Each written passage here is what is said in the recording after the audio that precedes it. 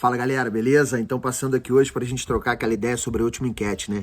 Cefaleia cervicogênica, algumas características associadas, um pouco do raciocínio clínico, tudo junto e misturado. Vamos nessa? Vamos lá. Cefaleia cervicogênica hoje, né, é considerada pela Associação Internacional do Estudo, né, das classificações das cefaleias, das dores de cabeça em geral, como uma cefaleia do tipo secundária. O que quer dizer isso? É uma dor de cabeça associada a uma alteração de origem cervicogênica. Ela tem algumas características clínicas que nos ajudam no manejo mais eficiente desses pacientes. Primeiro, o seu tipo de dor, geralmente ela pode ser impressão, tanto um padrão nociceptivo da região cervical, quanto da região da fossa posterior e média do crânio, porém também alguns pacientes podem referir dores a nível frontal, geralmente, claro, a característica dela é unilateral. Unilateral por quê? Porque geralmente ela está associada a alguma alteração, ou a uma radiculopatia, ou uma alteração facetária, ou um bloqueio articular artrocinemático, artrogênico da coluna cervical alta. Principalmente pensamos nisso por quê? Porque os nervos occipital menor advindo de C3 e occipital maior advindo de C2, principalmente o nervo occipital maior, faz uma anastomose a nível da sutura coronal com o nervo trigêmeo no seu ramo quinto 1 oftálmico. E sabemos que toda essa região frontal, né, em relação ao globo ocular, tem uma inervação advinda do nervo trigêmeo, e essa anastomose é uma das explicações anatomoclínicas que nós levamos em consideração aos pacientes que têm uma cefaleia cervicogênica. Um padrão muitas vezes também de queixas neuropáticas relacionadas a isso, agulhadas, um pouco de parestesia pode estar associado a isso, queimação, geralmente num trajeto da foice do cerebelo de forma unilateral, ao qual nós chamamos de neuralgia de Arnaud, que pode estar associado a isso, ok? A sua intensidade, ela é geralmente de fraca, ou também pode ser, por alguns pacientes, relatado como severa. A sua duração, ela costuma ser variável. A lateralidade, aquilo que eu falei, a característica básica dela, nesse caso, é ser unilateral. E unilateral, geralmente, de onde nós temos o lado do bloqueio articular associado. Lembrando, artrocinematicamente, os primeiros 35, 40, algumas literaturas até 43, 45 graus de rotação se dá entre o nível C1 e C2, coluna cervical alta.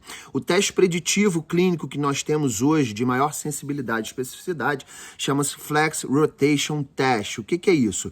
Colocamos o paciente em decúbito dorsal, fazemos uma flexão máxima de acordo com a idade do paciente, atenção a todos os parâmetros que precisamos estar atentos a isso, e fazemos ali uma rotação da cervical alta para sabermos se nesse momento existe um bloqueio articular nesse teste e se bate com justamente as características e a lateralidade de onde o paciente relata a queixa cefálica com bloqueio articular associado, ok?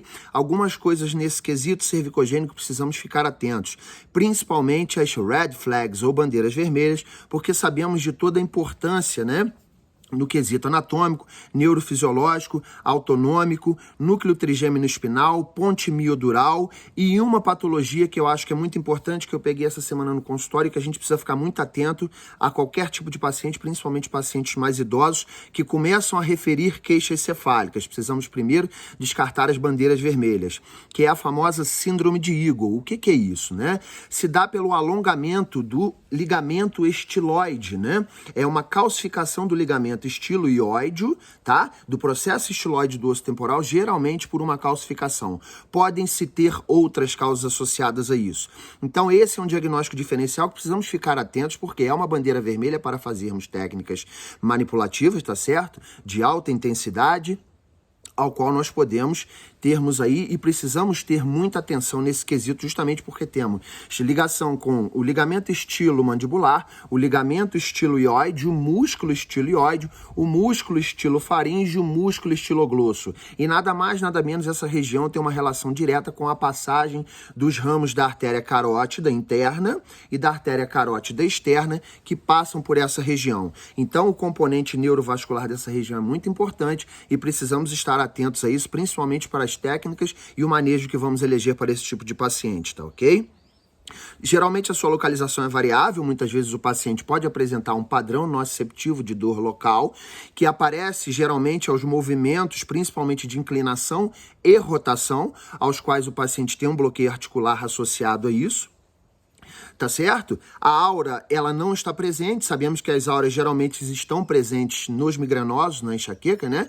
Que são as auras premonitórias. Se você não assistiu, volta aqui algumas publicações atrás que nós fizemos aí um cluster de várias publicações falando justamente sobre as fases da enxaqueca, que foi bem legal, tá certo? Então precisamos ficar atento a isso. A sua localização geralmente é unilateral. A atividade física, nesse caso, não melhora e não piora. Precisamos entender o tipo de atividade física que o paciente faz, ao qual ele esteja engajado, mas a atividade física em si, para a dor, não vai melhorar ou piorar a crise, torna-se indiferente. Náuseas e vômitos, talvez alguns pacientes podem relatar.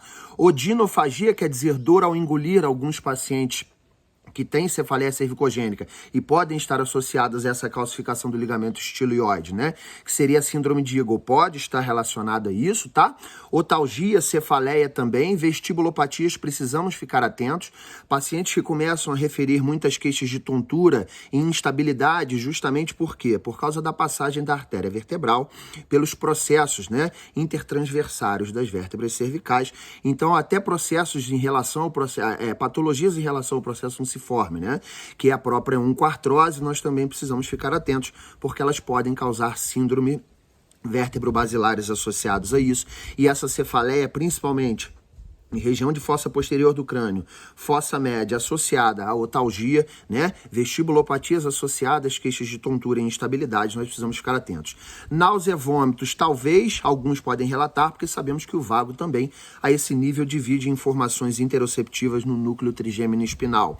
Fotofobia e fonofobia são características que alguns pacientes relatam, justamente, principalmente nos pacientes que estejam cursando com neuralgia de Arnaud, né, e queixas cefálicas por causa disso, uma dor de padrão neuropático associado, porque o quinto 1 é o cara que faz a inervação sensitiva do globo ocular. Então, alguns pacientes podem referir dor na região dos olhos e alguns podem referir também fotofobia. A fonofobia já viria, claro, nesse caso, relacionada também ao nervo vestíbulo coclear e à região do osso temporal, tá? História familiar, nesse caso, não é um preditivo para a cefaleia cervicogênica e o período menstrual também geralmente não faz nenhuma diferença, porque sabemos que ela não tem uma relação metabólica, ela não tem uma relação, né, menstrual, muitas vezes humoral, né, neuroendócrina, como acontece na enxaqueca. Então, geralmente, o período menstrual não faz diferença para os pacientes que estejam cursando com cefaleia cervicogênica. Precisamos ficar atentos a todos esses quesitos, descartarmos as bandeiras vermelhas, associarmos as entradas neurovisuais as possíveis causas ou perpetuações dessas queixas a nível cervical, ok? Principalmente padrões de alteração artrogênica, precisamos ter toda a relação de avaliação em relação ao sistema estomatognático, em relação à entrada neurosensorial ocular, porque sabemos que alterações fóricas, né, principalmente divergência, de convergência dos olhos, podem causar adaptações a nível crânio-cervical e esse ser um componente perpetuador das queixas do paciente, ok? Espero que tenha sido válido para você. Um forte abraço e até breve.